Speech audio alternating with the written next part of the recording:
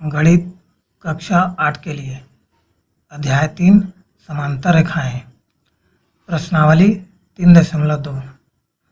आज के इस वीडियो में हम प्रश्नावली 3.2 के प्रश्न 3 के हल देखेंगे।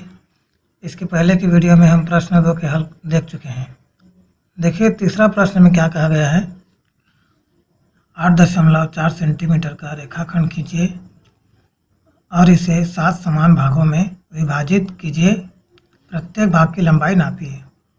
तो सबसे पहले तो हल में हम लोग लिख लेंगे कि 8.4 सेंटीमीटर रेखाखंड खींचना है, तो 8.4 सेंटीमीटर लिखे हैं और 7 समान भागों में विभाजित करने के लिए कहा गया है, तो 7 से 8.4 में भाग देंगे। भाग देने पर 1.2 सेंटीमीटर आएगा, अर्थात प्रत्येक भाग की लंबाई 1.2 सेंटीमीटर होगा। अब इसे हम चित्र में बनाकर देखेंगे। सर्वप्रथम हम स्केल की सहायता से 8.4 सेंटीमीटर का रेखाखंड खींचेंगे। तो हम स्केल के शून्य बिंदु पर शून्य में बिंदु अंकित करेंगे और 8.4, 0.1, 0.2, 0.3, 0.4 ये रहा 8.4। अब इसे हम मिला देंगे इस प्रकार से और इसे हम ए बी नाम दे देंगे और इसकी लंबाई 8.4 सेंटीमीटर लिख देंगे।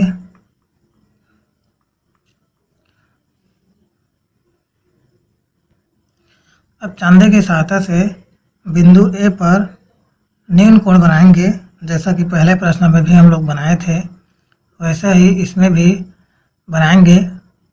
30 अंश का न्यून कोण बना लेते हैं, क्योंकि 30 अंश का न्यून कोण बहुत कम जगह घेरेगा।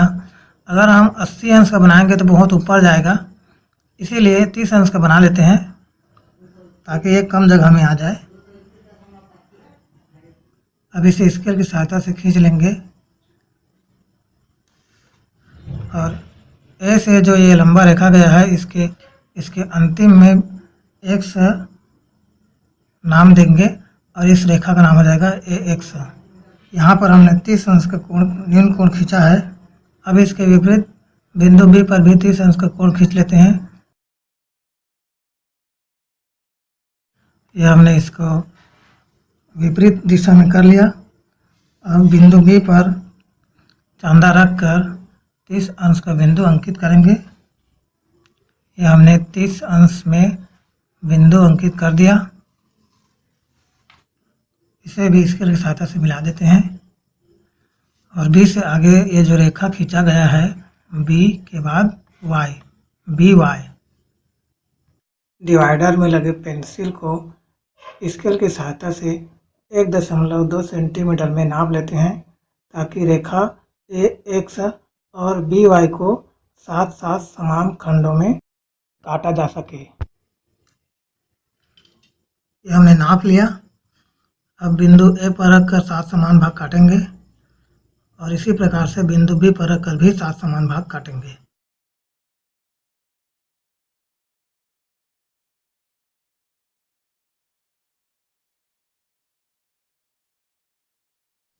इसी प्रकार से बिंदु B पर भी काटेंगे।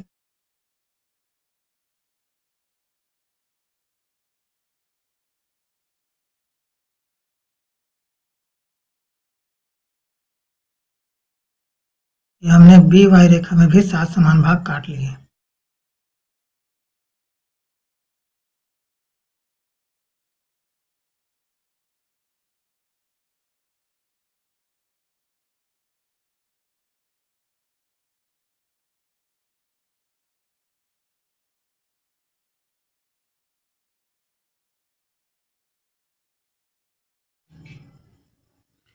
AX रेखा में कटे हुए कटानों को K1, K2, K3, K4, K5, K6, K7 नाम दिया। इसी प्रकार से BY रेखा में कटे कटानों को C1, C2, C3, C4, C5, C6 C7 नाम दिया।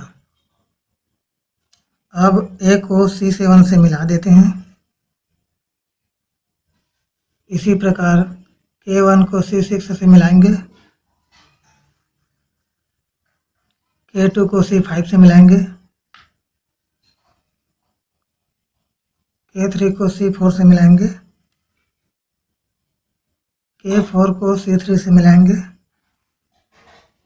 K5 को C2 से मिलाएंगे, K6 को C1 से मिलाएंगे, K7 को B से मिलाएंगे।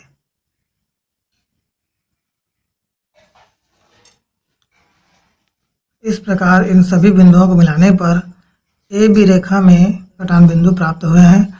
इन कटान बिंदुओं को हम D1, D2, D3, D4, D5, D6 बिंदु अंकित करेंगे। ए एक्स रेखा में हमने 1.2 सेंटीमीटर के 7 समान चाप काटे हैं, तो इन कटानों के दूरियों को 1.2 सेंटीमीटर की दूरियों में इसकी लंबाई को लिख देंगे। और इसी प्रकार से बी वाई रेखा में कटे कटानों की दूरियों को भी हमने 1.2 सेंटीमीटर की दूरी में काटा है, तो इनको इनकी लंबाई लिखकर प्रदर्शित कर देते हैं।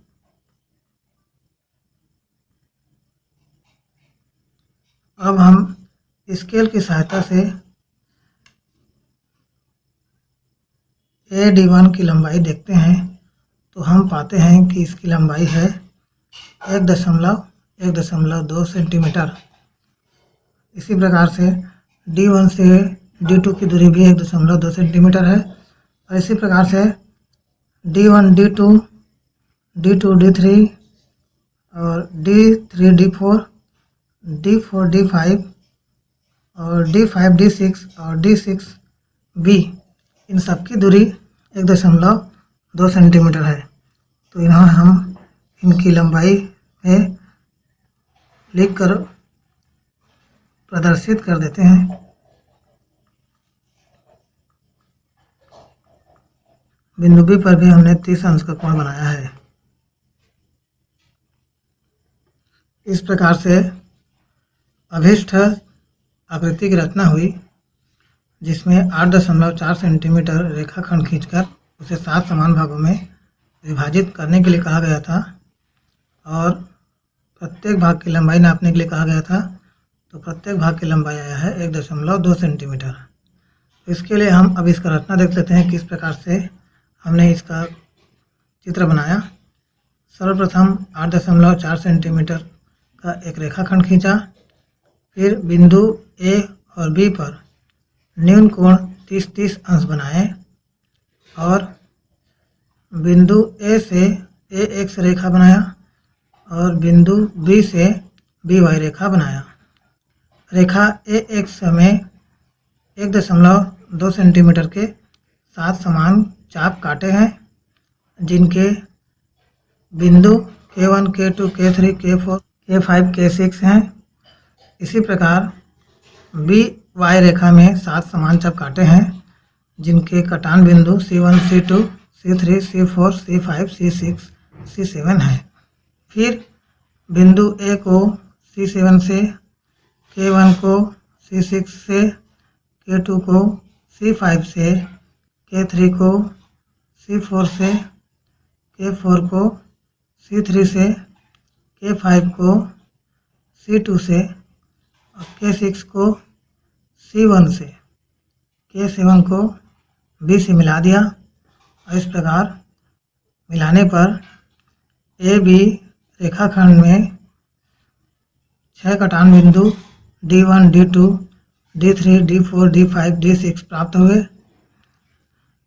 स्केल से नापने पर A से D1 की दूरी 1.2 सेंटीमीटर, D1 से D2 की दूरी 1.2 सेंटीमीटर, इसी प्रकार से D2 से D3, D3 से D4, D4 से D5, D5 से D6, D6 से B तक की प्रत्येक खंड की लंबाई 1.2 सेंटीमीटर प्राप्त हुई। इस प्रकार अभिष्ट आकृति की रचना हुई। इस प्रकार 8.4 सेंटीमीटर रेखाखंड को 7 समान भागों में विभाजित करने पर 1.2 सेंटीमीटर प्रत्येक भाग प्राप्त हुए। आज के इस वीडियो में इतना ही। धन्यवाद।